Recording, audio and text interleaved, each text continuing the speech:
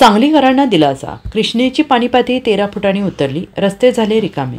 सांगली जिल्ह्यासह धरण क्षेत्रात पावसाचा जोर कमी झाल्यामुळे कोयना आणि वारणा दोन्ही धरणातून शुक्रवारी विसर्ग बंद केला आहे. त्यामुळे कृष्णा नदीची एका दिवसात 13 फुटांनी पाणीपातळी कमी होऊन रस्ते पुलांवरील पाणीपातळी कमी होऊन वाहतूक सुरळीत सुरू झाली आहे. कोयना धरण क्षेत्रात पाऊस कमी झाल्यामुळे धरणात 98.89 TMC म्हणजे 93.96% पाणीसाठा झाला आहे. यामुळे कोयना धरणाचे शुक्रवारी सायंकाळी सर्व दरवाजे बंद करून पायथा विद्युतगृहाचे दोन्ही युनिट सुरू आहे. त्याद्वारे 2100 क्युसेक विसर्ग सुरू आहे. पाऊस आणि धरणातून विसर्ग थांबल्यामुळे कृष्णा नदीची सांगली आयर्विन पूल येथे रात्री 7 फुटांनी उतरून 36.6 फूट एवढी पाणीपातळी झाली होती.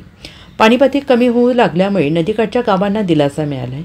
सांगली शहरातील कराड येथील कृष्णा आणि कोयना पुलांसह ताकारी बहे पुलाची पाणीपातळी कमी झाली. सांगली मिरज शहरातील नदीकाठच्या काही उपनगरात पाणी शिरलं होतं. तेथील पाणी कमी झाल्यामुळे नागरिकांकडून घरातील स्वच्छता सुरू झाली आहे. मार्गावरील अमनापूर भिलवडी ताकारी पुलांवर सुद्धा वाहतूक सुरू झालेली आहे. वारणा धरणाचे गुरुवारी सायंकाळी दरवाजे बंद केले आहेत. वक्र दरवाजे बंद करून विद्युतगृहातून 1630 क्युसेक विसर्ग वारणा नदीपात्रात सोडला आहे. वारणा नदीची पाणीपातळी कमी होऊ लागली आहे. पुराचे पाणी कमी झाल्यामुळे नदीकाठच्या गावांना दिलासा मिळाला आहे. Bureau report SBN Marathi Sangli.